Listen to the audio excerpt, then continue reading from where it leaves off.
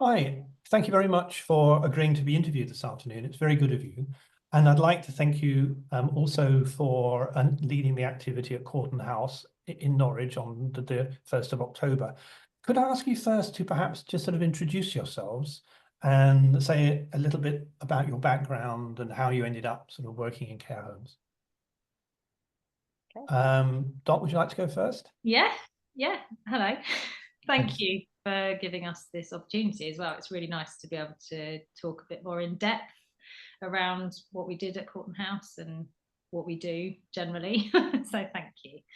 Um, so my journey into this kind of work is it's quite hard to describe, so I won't go into depth because I think there's there's quite a lot to it. But essentially, I'm from an arts background, so I studied fine art, and I by I think the second year of doing fine art at university, I was performing, so I was making performance art or live art, and then I went to do an MA at Dartington College, which was very much about the arts. So it was more about performing arts really. There were people doing music and drama, and I was doing something called time-based media, which I'm not really sure what it was, but I was actually going to film edit then. But I was still making a lot of live art, and then when I moved to Norwich about, I don't know, 16 years ago, I eventually I got a job with a theatre company that was working with adults with learning disabilities, and I worked there for a number of years as a sort of director's assistant, really, I suppose. But it covered it. We ended up bringing lots of other arts practice into what we were doing with. I think they were company members. That's the term we used, and then it kind of grew from that. So I realised that my skills in making unconventional performance for very small groups of people was something that I could kind of really, I guess I've sort of moulded it into a career, but it's a very, very varied career. Yeah, and then I was asked to go and work in a care home at Corton House. Actually, that was the very first care home that I went to work in, and I ran a project there for Norwich Arts Centre. And it just all went from there really. But Sorrel Which and is snowballed from that point. Yeah. yeah, but Sorrel and I formed Eyebrow Arts late 2013, because we recognised that there was a real similarity in approach, in terms of using art to engage people, and that nicely means that I can pass Thank you. this question over to her. Thanks, Dutch. So similarly, I went to university and studied contemporary arts, and mine was a mix of performance and visual arts.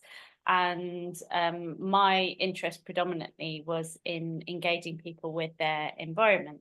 So my work was always about working with the public as sort of active participants within the artworks.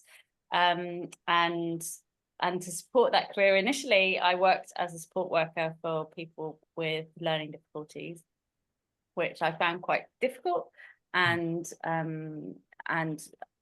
felt there was a huge need for creativity in that environment. And so I started to run workshops in day settings at that point.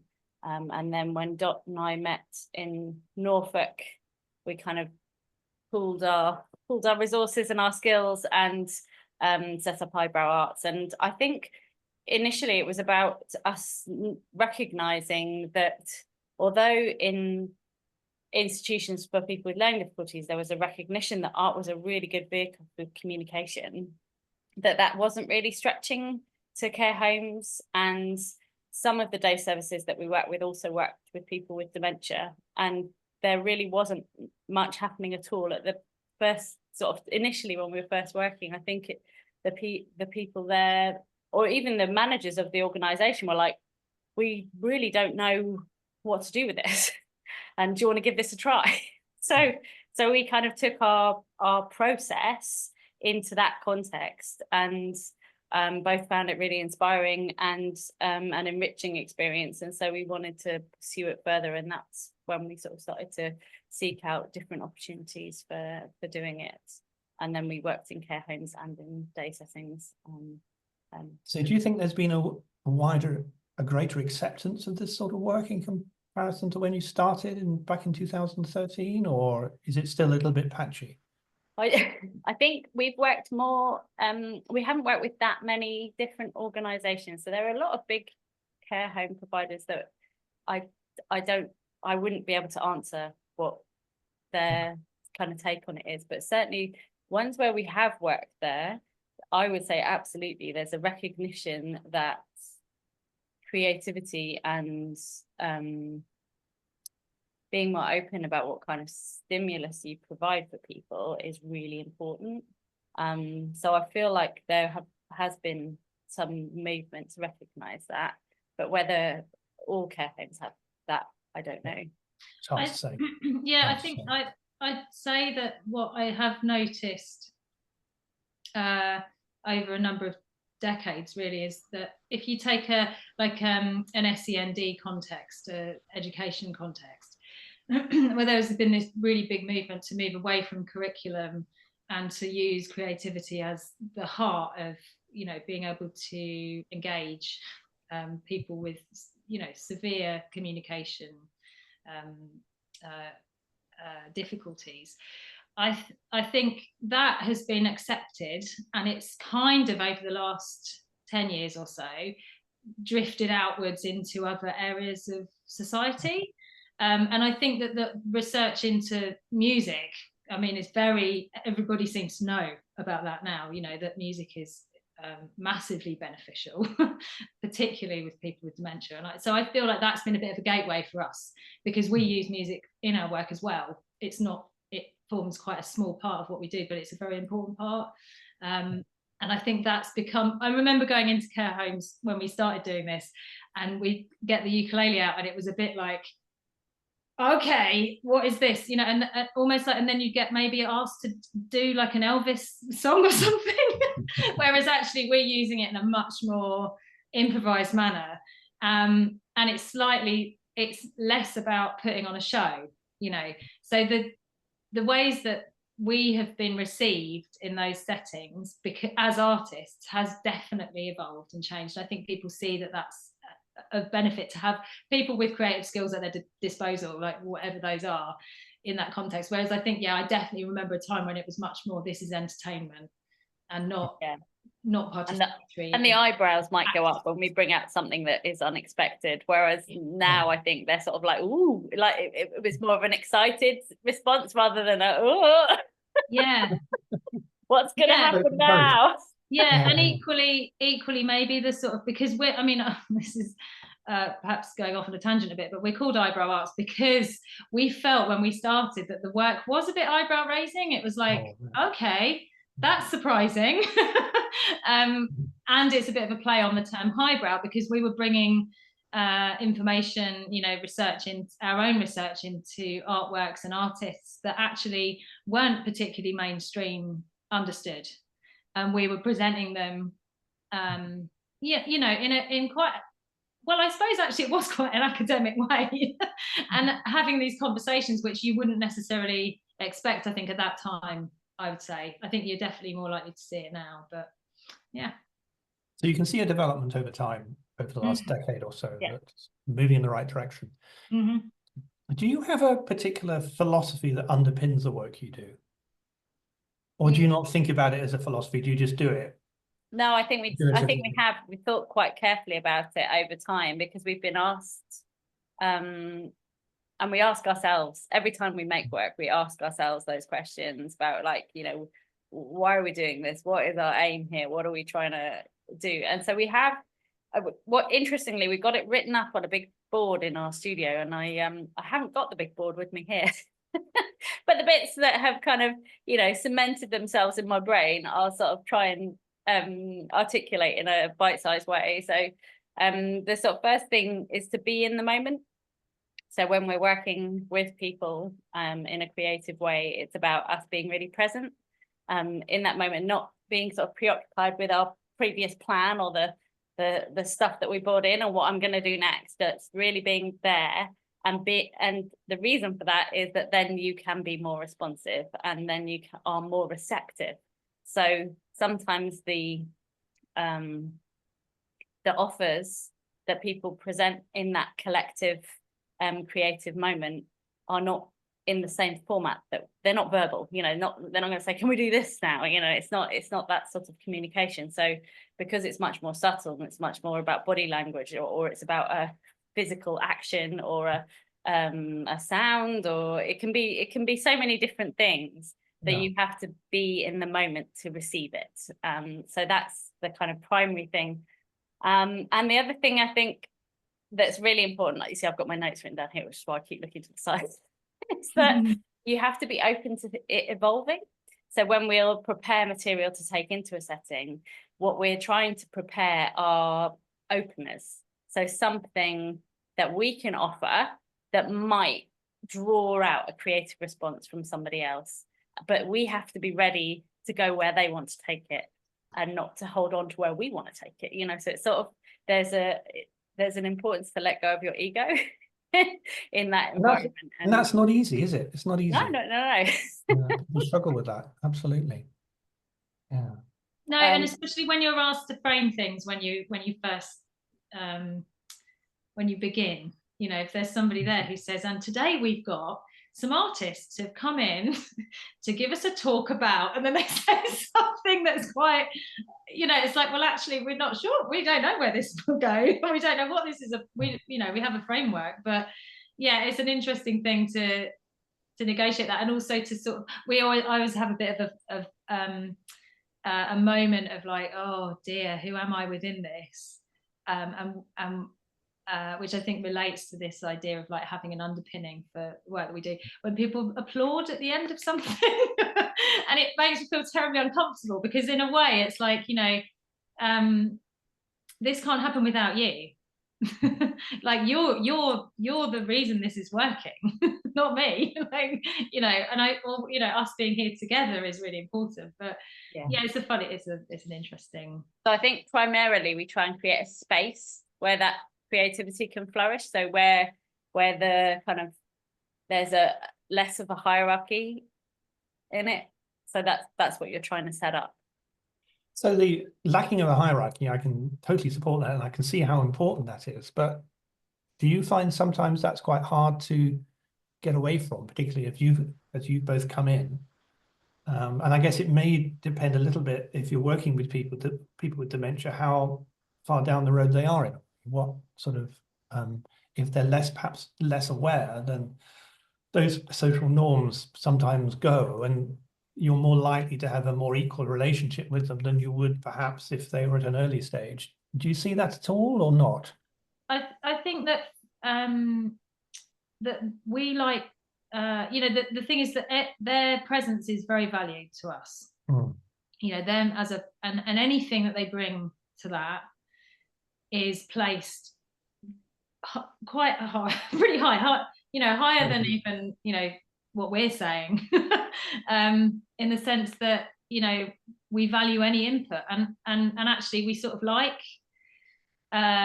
we like things to be a bit surprising and a bit off-piste, and you know, the challenge to find the value in things can be quite inspiring, and so I think, and also I think that it's, I mean, maybe this comes into it as well, but going in there quite humble, you know, like we don't live here, you do. This is your home, you've invited us into your home. And that it takes a while to get to know the environment and the people, and we're not the people to sort of, we're completely new to it, really. I mean, even if we've been there before, it's going to be very different. Every time is very different. So I think we find, we've worked with 2 organisations very regularly over the years, and those organisations, we are able to take more risks, we're able to be more creative, we're able to take things further, and I think the customers get a lot more from it, but mainly because the staff trust us, so they have the confidence in us, and that creates I think trust is something that you feel in the atmosphere. And so when we're building the rapport at the beginning of a session, Doc talked about the ukulele, like trying to break down some of those embarrassments of meeting new people. That happens all with the ukulele at the beginning, and with the hellos, the greeting each other. And in that time, you've got to try and help everybody in the room feel comfortable and safe, and that you're okay with whatever they've brought in today. You know, whatever emotions, moods, or whatever, you're gonna see it, and you're gonna respond with an awareness, rather than, you know, we don't expect everyone to turn up to a session with us feeling ready to dance, kind of, you know, it's not that sort of thing. It's very much about going, hi, I'm Sorrel. Who are you? Where are you today? But there is a bit of a question about hierarchy in terms of knowledge, like how much do you know about these people, and how is that important? You know, because you can be working with people, especially with the co-creative stuff, like you know, you're working with people who know their area, you know, they're specialists, and but at the same time, it's like they may not have seen the kind of interactions that we're offering before. So it's an interesting, it's interesting. And I think there still is this sense of like, you know, oh, the artist is here to tell us all about how to make art. And it's like, that's something that we find, you know, in other aspects of our careers as well. Like, you know, that's something that you're endlessly rethinking, and like, who is best at this? I don't know. I don't think it's me all the time. I really don't. No, I guess it's the co-creative nature of it, isn't it? It's actually working with people. It's being almost like having intuitive reading of the room. You know, what do people actually need? And it's working with them rather than using them as a subject of the art. We, as part of a previous project, we had sort of research art, people who we called research artists, who would be inspired by what we were doing and then come up with something. And one of the artists there seemed to be using the residents almost like they were the subject of her art rather than being part of it. And we found that quite problematic, I think, at the time, because it wasn't really what we were hoping for at all. It was sort of, it wasn't really co-created in this instance, but obviously the stuff you do is quite a lot. Well, it's all co-creative, isn't it? So, you know, it's actually reading the room and understanding what's possible with the particular group. Because it's going to be, as you say, it'll differ from sort of group to group. And day to day. And day to day, and time of the day as well, I guess, as well. I think the really important thing is that everyone feels that they have there's room for them within what's happening. So a lot of what we will do would be to sort of open something that leaves space for responses, and that's where the creative, that's where you're sort of holding a space open for someone to put in whatever they want. And what I think as well, that once people participate in that kind of experience, they quite quickly start to see the benefit, especially so staff who might be a bit nervous about it if art's not something that they feel is part of their vocabulary. It can be an intimidating word, but I think when you create an environment where you leave that space and where you can witness someone else's response being received, then you feel more able to be yourself.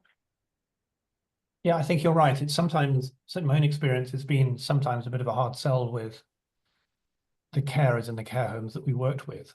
But on the whole, they came round fairly rapidly. Initially, I think in our case, that the care homes were interested because we were, you know, providing an activity, you know, once a week or whatever it was for 3 months, and they thought that was a useful thing, so we were going. But the care staff didn't always engage that much until they saw what we were doing. Once they saw what was going on and the way the residents were responding to it, they were much more interested.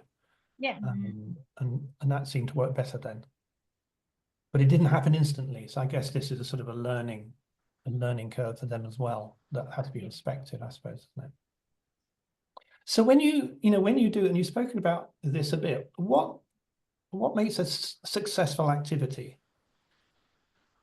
Or is that almost like an impossible question? You know? Well, I Do think you ever that come one out that saying, has, well, that didn't work, or we'll do it again differently? No, I think I think it's a bit subjective in the sense that it might be successful for us in some creative way, or it could be that we've you know, there's so many things. I think our own kind of evaluation of what we do is very nuanced. There's lots of things with it, you know, because we're picking up on tiny bits of information as we go along as well. Like we could talk for like, we could do a half an hour activity and talk for like 4 hours about it. About the various successes and you know, or you know, not so successful moments. But I think that, like, if you're talking about the characteristics of a sort of successful session, more generally speaking, I think that what we found is that by and large, it's always the communication that happens prior to the activity is like really key. So for us, having a conversation, going in somewhere, meeting people, ideally, I mean, and this isn't ideal because it doesn't generally happen, but you know, being able to go in and have a conversation, meet activities coordinator, look around the place and sort of get to know the environments a bit, because you know, going in there blind is very difficult. Like, you know, your brain is sort of trying to fathom lots of things that have nothing to do with the creative activity. And we have done that when we did a tour of a piece of work, and that was really, really hard. That was really difficult. Yeah. Compared to building a relationship with an organization first. Yeah. And finding ways of that communication occurring prior to the activity is really tough as well, because we've had experiences where like we've offered lots of information, you know, that they like, as in, I think for that tour actually of a piece, we sent lots of stuff off to each home before we arrived, but of course they don't have any time to read through. No, absolutely. So what was the point of that? I mean, goodness. Or the person who read it wasn't in on the day that we well, they've left by the time that we get there. That was the other thing. But I think in terms of the session, one of the things I would say we always try to do is make sure that the material has avenues for all the sort of for all of your senses, I would say. So that your body could be involved in it, your voice could be involved in it, your hands, your reflexes could be involved in it, you know, there's something that there's different ways that whatever this material is can be transformed. And I would say that's the kind of essence that we've thought of, various ways we could go with those things, and then we lay it out, and then we'll go with where it's taken. But we've recognized that it has multiple potentials. So it's a process, it's the actual process that you're focusing on, isn't it? So it's not necessarily going in a particular direction, but it's a process that you engage in, and that process may take you down a different avenues. And therefore I think we're quite you know, the materials that we choose and the equipment that we choose to take in with us always has those multiple potentials, and that's you know, because we recognize that I think a successful activity is when you feel that you've met the needs of as many people as you could within that moment. And it might be impossible to meet everybody's needs, but because of all the you know, the external factors as well. But you know, I feel like if we've brought something to them that has the potential for them to find some interest in, or to be inspired, to want to respond to. And they obviously were at Corden House sort of when we did the activity, weren't they? They were all responding, and you could see the different needs as well. And I know in the conversation afterwards, they were thinking about one particular gentleman and whether his need, whether it was how it worked for him. And I think they concluded that despite his issues, that it had worked for him. But it's something that they were thinking about, wasn't it? So the different sort of experiences and backgrounds, and those who had cognitive issues, had it worked for them as well. So yeah, I could see that happening very easily. I think they were really recognizing that for some of the people in the room, it didn't take us very long to find a creative dialogue with them. But for that gentleman, it took us longer to find that connection point. But I think you did find that connection point with him. I think that was fairly clear, wasn't it? That connection point was there. And it had happened. Yeah, I think it was, but I also think that it's as much about what's happening with it. I've come to realise that it's as much about what's happening in the moment and the rapport that's occurring right then and there, and what they take away with them, because that can really affect the rest of their day. You know, and that's where I feel very accountable for, you know, for people's feelings and sort of sense of well-being, because everything they encounter on their day is going to affect the rest of their day, you know, whatever's ahead of them. And even though we think, you know, that being in the moment, especially with people with dementia, yes, it's very important to be there right now, because the past and the future are such a muddle. But actually, we do know that people take how they feel within that moment, and it carries them throughout the rest of the day. That doesn't stop when somebody gets dementia. So I think that's something also that that would be great success, I would say, if we could prove, and we never see that because we don't go there long enough. Yeah, and we don't go back later in the day, you know, we're just there for that. But if there was a way of recording that and knowing, it would be really. I seem to have lost you. Really, oh no, we're still here. We can. You've frozen, Andrew, but we can still see you. Can we hear you? Oh, what's happened? Has it gone over? Oh no. I think it might be. Oh, there it is. Oh, we're back again. Fantastic. I thought we'd have to start again. Is it still recording, Andrew? It is. It says it is on my screen, yeah. Yeah, it says it's still recording. So we'll crack on. That'll be fine. So one final little thing that I was going to say that's quite important to us is that when we're working within a session, we often have close sort of one-to-one engagements, but it's really important to us that we feel like we're a group of people making something together, and that social experience is part of the work.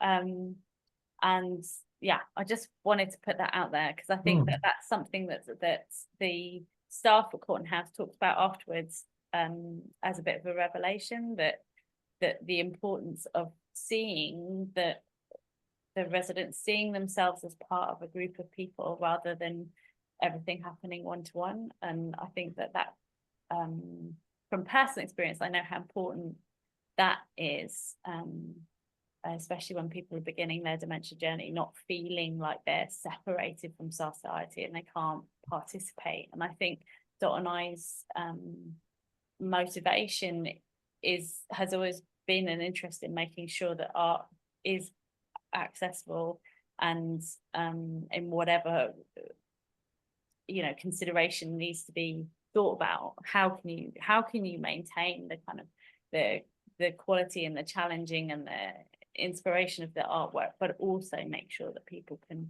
receive it. It's not only talking to this aspect of society. Of course, that's really important, extremely important. Yeah. Yes, that sort of wider engagement, the relationality, is very evident really in all this sort of work, and of course that's underpinning the project that we're doing here, is thinking about relationality and how it might actually relate to relational care. So, obviously the way we think about relational care is everybody caring for each other, almost like networks of care. So for example, thinking about the activity, towards the end, everybody held hands and everybody really seemed to respond very well to doing that, didn't they? And there was that human connection around the room, which really felt strong and important to people. Mm. So the very act of doing that was a way of linking everybody together and making them feel like they were a whole rather than a series of individuals, and everybody caring for each other. That was their response, though. We didn't put that, wasn't in the plan. No, but they did it. That was, so it Yeah. ends up being part of it, doesn't it? Because it's Yeah, it's like so created, they're doing it too. It's not just themselves and us, it's them as well. And I think that's perhaps it was a important. physical representation of the feeling within the ring. Yeah, I'm sure it was. Yeah, it's an expression of something. There are a lot of unanswered questions that we're trying to sort of get to the bottom of, but I always feel we're only ever really scratched the surface with these things, even though they're absolutely fascinating. So thinking about the relationality within that, I'm sure it is an expression of being in the room, is expression of the activities, expression of everybody being together. And that, that wouldn't have happened if everybody hadn't been there or you hadn't been there. I'm sure it wouldn't have happened. Or it I hadn't think, felt welcome.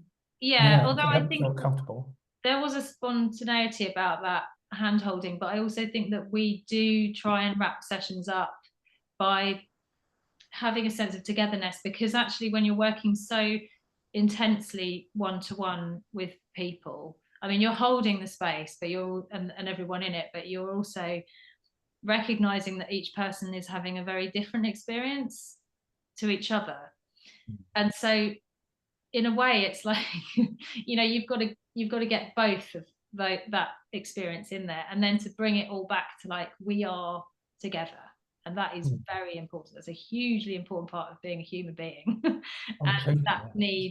we need more of that, and all of the, I mean, I'm interested in the research behind, the social aspects of, like, people with dementia being in contact with other people, and it having that.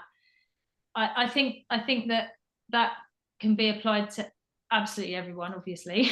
My work is about creating connections with people physically and emotionally and all sorts of things. But yeah, so in a way it's like that was I feel like it was quite typical of our sessions, actually, to have that moment at the end of like, now here we are, let's look at each other, let's just be reminded that we're all here together and we've all been through this as a group.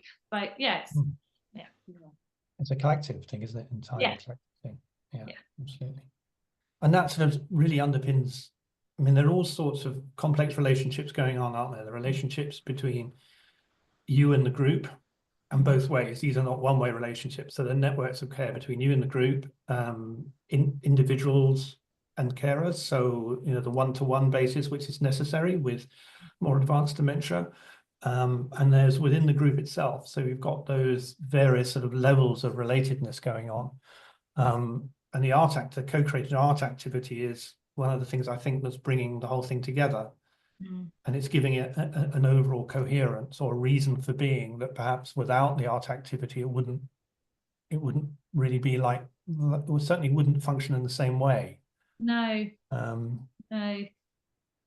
I think that because there is lots of ways you could have a shared experience, but I think the thing with the art is it can create space for you to interact with it. So it's I think that's what might be different, because you could all sit and watch a film together, but it's not the same, is it? It's like front on receiving, whereas in an activity like that, I think it's also a matter of, I think the art does do things that other activities don't, and I think that this is always one of these things that thunders perhaps, well, okay, you want us to give you money to do art, well, why not have a gardening group or going for a walk or even going to the pub or something like that, because those activities also bring people together. But I think there's something about the art that sort of underpins that sort of relationality, which gives it a different feel, like a different nature to some of these other art, to some of these other activities. Certainly what we found in some of the other projects we did was that, if you like, the background of the individuals there, and these were people who weren't badly affected by dementia, enabled them, their common backgrounds enabled them to come together in a way that other things wouldn't. And there was the creativity going on was allowing them, essentially to do things in a way, because we had a time where the artists got the residents to produce a series of words and phrases that summed up aspects of their lives, and the artists then turned it into a poem. And we got somebody who was actually an ex-teacher and had a fantastic diction to narrate it, one of the residents. And she was one of these, she was about 95, and you can imagine her quelling a group of rowdy 11-year-olds with one word, and they'd all be quiet. And this is perfect diction, perfect control of the room. And she narrated it, and it was absolutely beautiful. But what you could see there, it was a very, very creative thing. It came out of the people in the room.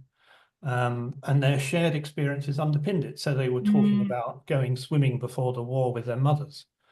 And this is sort of the late 1930s. So, and being in the war, all these common experiences, maybe having families, maybe not, but a lot of very common experiences helped to bond them together, and sort of was then expressed through this creativity to allow them to do something that really wouldn't have happened otherwise. It really wouldn't be any prospect of it happening otherwise, really. And I think that may be one of the successes of art in particular in those kind of settings, is that it is bringing people from every part of life and very different life experiences and skills, and doing something together, probably for the first time. And that, I mean, if you do a gardening club, it's like there's also the comfort of the known outcome, which is really great and really fulfilling, and it's good for well-being as well. But I think with art, the surprise of element of the outcome is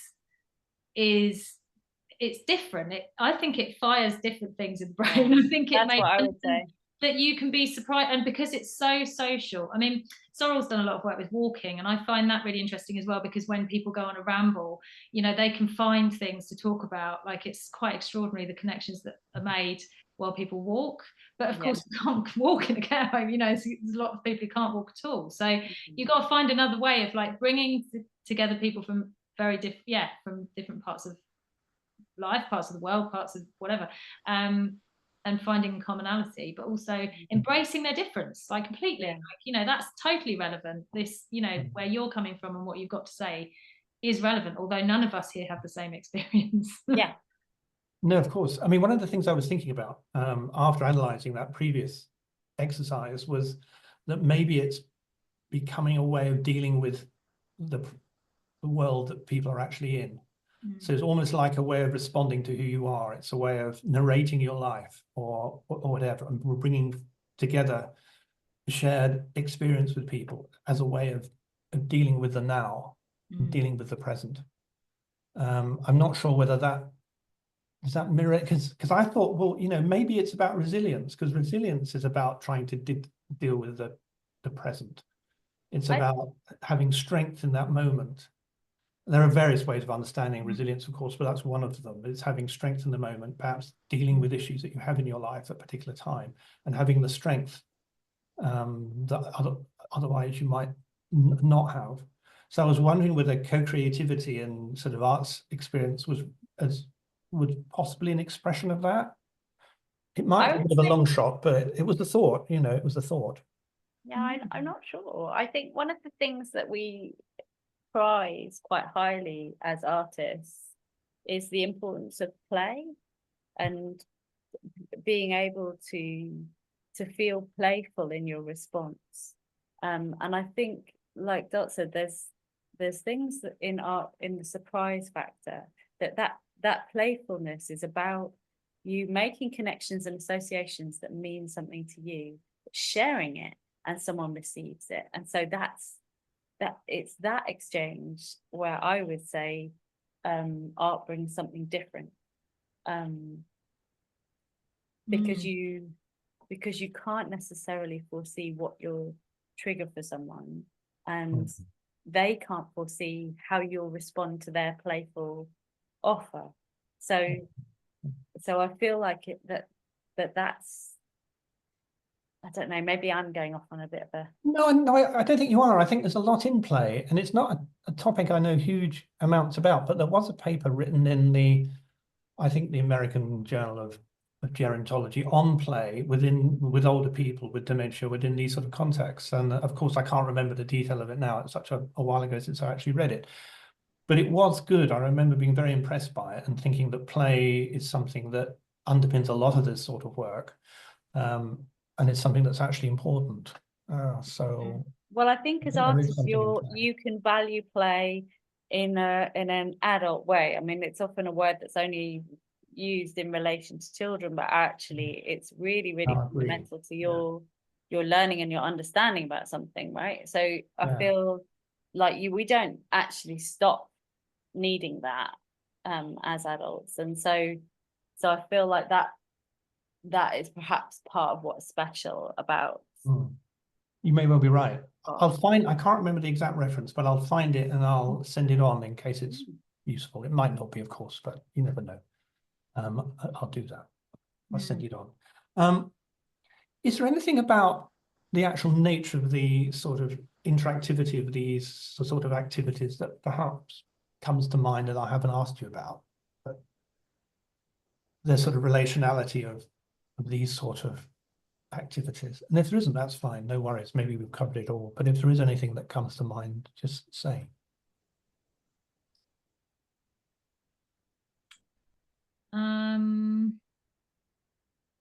I think maybe talking about I don't know if this is, well, the importance of having staff members, people who are working daily in these environments. I think I just wonder whether, because that was the really unusual aspect of what we were doing at Corton House, is that we had all these staff members in the room with us, which is very rare. We normally get one or two at most, or people who switch out like partway through. And I think that that might be something that, in terms of the relationality of it, like, and how important it is for our sense of the success of the work as well, because they are the people who can then say, from what we understand, being here every day, this is how this relates to everyone here. And they can carry stuff on, can't they? They can keep something going, keep momentum.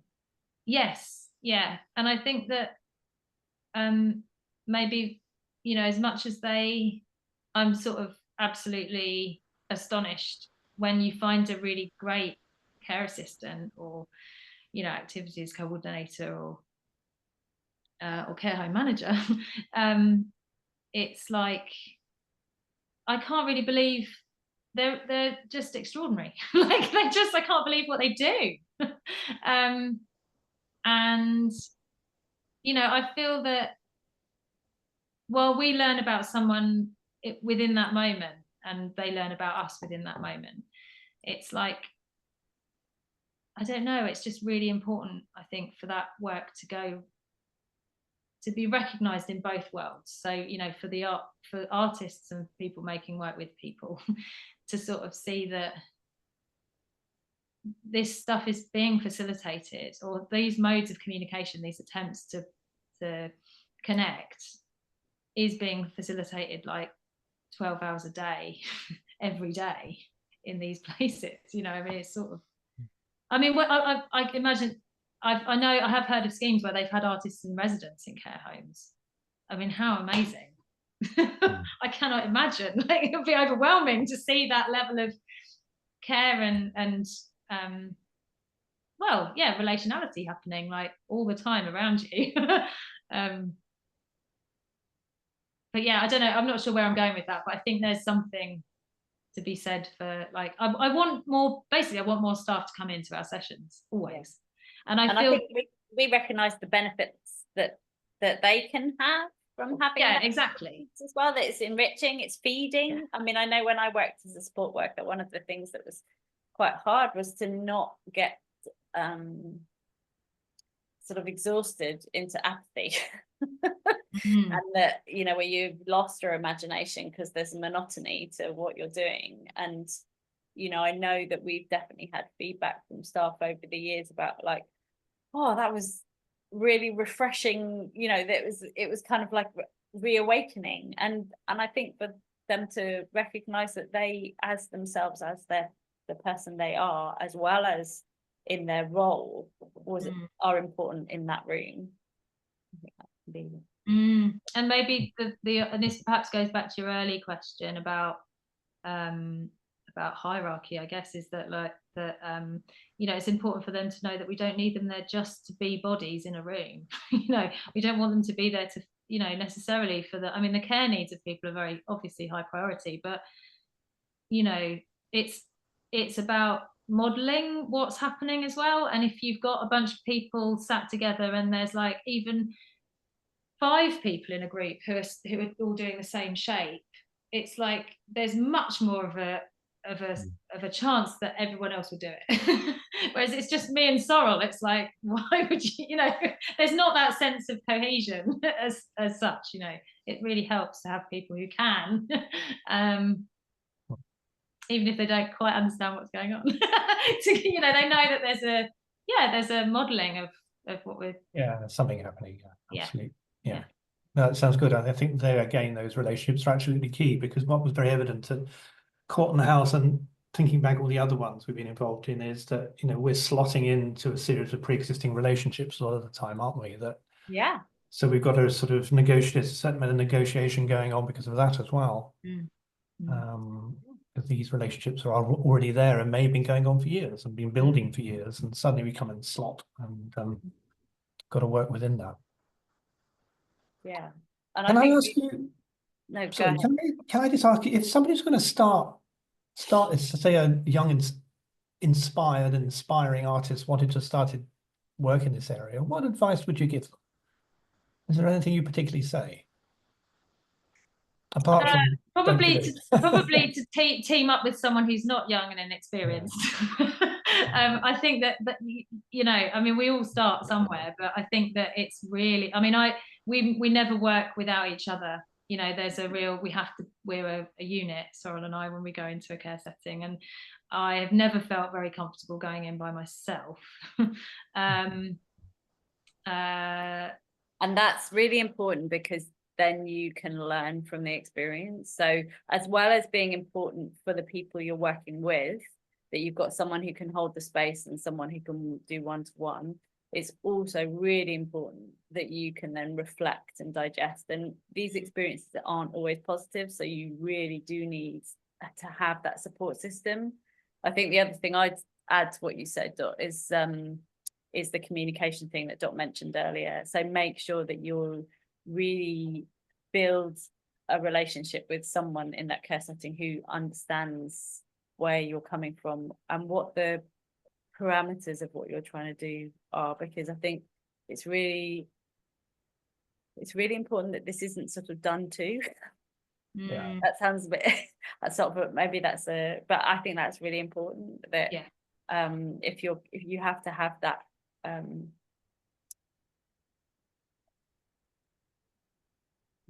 you have to have an awareness that you're not necessarily the person with all the answers. You need to be open to receiving and hearing what other people are telling you.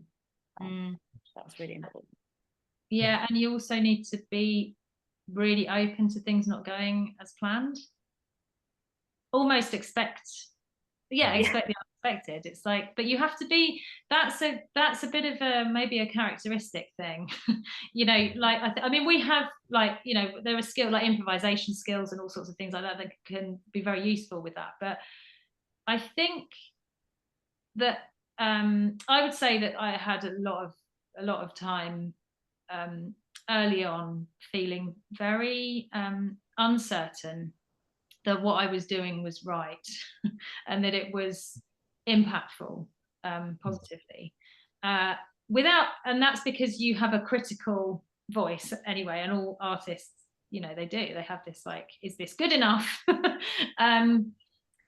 But it's not about that. It's not about it being good enough for you as an artist, it's about, you know, have you managed to bring joy to somebody, everyone? And that can only really happen if you're completely open to things going absolutely like not as intended. So be ready for that. But that maybe that comes with experience as well, I don't know. But that's why I say, you know, work with someone who is skilled and experienced, because otherwise you feel very alone and there's no support, there's very little support network for artists working in these areas as well. Like you don't have a boss. You don't have someone you can go to if you feel, you know, like it's got a bit much. Like, you have to set that up for yourself. Yeah, you do. Yeah, and I think that's absolutely essential. I mean, certainly when we were, and I told you about that poem earlier, the woman who narrated it died the following week. She was in her early 90s, it happens. But when we as a research team went back to the care home the following week, we were really quite shocked. Probably oughtn't to have been really, but we were, and quite upset as well. And knowing how to deal with that, I guess it only comes with time and experience. Yeah, and sometimes you'll find yourself in a setting where someone approaches you with a care need that you're not allowed to attend to, but your humanity makes you want to attend to, and you need, I mean, that's another reason why we work together, is that you need to know that that might happen and how you're gonna deal with that. Yeah, and you're vulnerable. You know, we're all vulnerable in those places. I mean, there's a lot, you know, so to be working, having an ally, and you know, not, you know, somebody, I think it still happens quite a lot, you know, I might give Sorrel a call and say, how are you feeling about today? Because you know, these things, we're seeing quite difficult things sometimes. I mean, we both work in contexts aside from the work that we do with eyebrow arts, you know, with very vulnerable people who can, you know, it's just easy to. I don't think that artists should be working alone in those settings ultimately. No, I'm sure you're right. I'm sure you're right.